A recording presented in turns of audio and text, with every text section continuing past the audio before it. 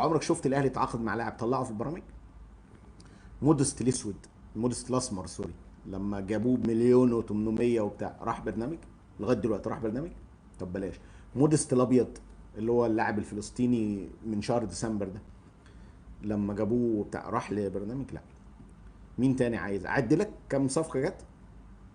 امتى امام عاشور بدا يظهر؟ ظهر لما جه وخد بطولات ولعب، وبعد ما شتم كولر وبعدين فوتوها له، وبعدين جابوه يلمعوه وقعد يقول لك كهربا ابويا.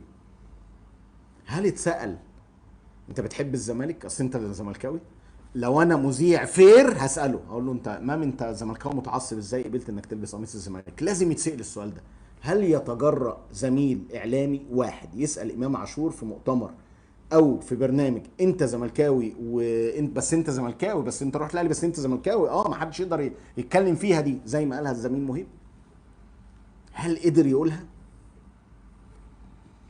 جده موديست جه لعب في النادي، هل حد قعد معاه واتكلم معاه؟ اغلى كوبايه شاي في مصر، هل حد جابه وقعد يتكلم معاه؟ فتحيه لناصر ماهر انه قدر يهرب وقدر يرد بشياكه وطلع من المأزق اللي حطه مهيب فيه. بس ورطه في حته ان انا اهلاوي. هو ملهاش صراحه، ولكن سكت عليها وسكت لما قال له بس انت اهلاوي ما حدش يقدر يتكلم في دي، فالتاني سكت وعداها وكمل. غلطه. غلطه، واللي عمال اقوله من ساعه ما الناس جت ما برضه لازال في بعض السلبيات. نتمنى ان ربنا يصلح الحال خلال المرحله اللي جايه. طيب، لقطه اعظم نادي في الكون والكرسي الفاضي. السيد سيف زاهر طلع عمل موشح من 6 دقايق عن عظمة الأهلي وجمال الأهلي ومبادئ الأهلي، وإن هي دي التاريخ بتاع الأهلي، وده اللي صعب يتكرر في أندية تانية. وفي أندية ممكن تاخد بطولات بس ما عندهاش اللي عند الأهلي. إيه يا حاج مهيب اللي عند الأهلي؟ سابوا الكرسي فاضي. اجتمعوا سابوا الكرسي فاضي، وطلعت أنا رديت عليه في 9 دقايق.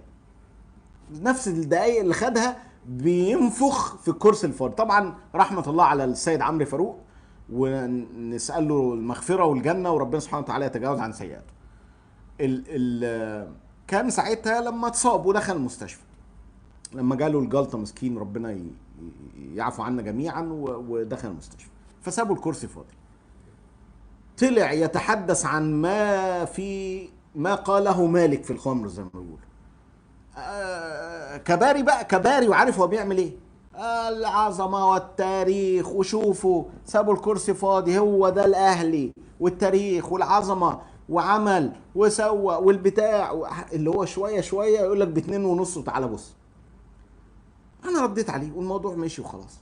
جه مؤتمر نادي الزمالك، الكابتن حسين لبيب قاعد في الصف الثاني ومقعد في الصف الاولاني الرئيس السابق لنادي الزمالك وكبار رموز نادي الزمالك. استنيت الحاج سيف لغايه دلوقتي انه يطلع يشيد بعظمه وايثار والجمال اللي اتعمل في المؤتمر، ما حصلش. تخيل الكابتن بيبو، ان كنت شك ان الكابتن بيبو الخلوق رمز الاخلاق، رمز الاخلاق ورمز الروح الرياضيه، كابتن محمود اللي هو المفروض نقول عليه كابتن محبوب الخطيب، مش كابتن محمود الخطيب. الكابتن محبوب الخطيب ما شفتوش في حياتي قاعد في الصف الثاني الا يقعد في الصف الاول. يعني ما فيش مره عمل ايثار لا اقدم الكابتن حسن حمدي، هو كتفه في كتف الكابتن حسن حمدي. لما هو بيعمل كده يقول لك يا سلام ده جايب الكابتن حسن حمدي معاه. طب لو جاب الكابتن حسن حمدي قعد في الصف الاول وقعد في الصف الثاني، يا لهوي، هنجيب المندبه في البرامج عشان نقول العظمه والتاريخ. طب الكابتن حسين لبيب عملها فين؟ صوت وتعليق حج سيف كباري؟ مفيش.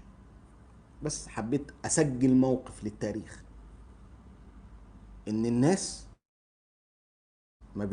مهما كان الامر تافه لازم يكبروه طالما ارتبط بالناحيه الثانيه، ومهما كان الامر مهم ويجب التعليق عليه في نادي الزمالك بنعدي عليه وما بنشوفوش. ثم تاتي المكافاه من نادي الزمالك انه سايب لاعبيه يطلعوا في القنوات.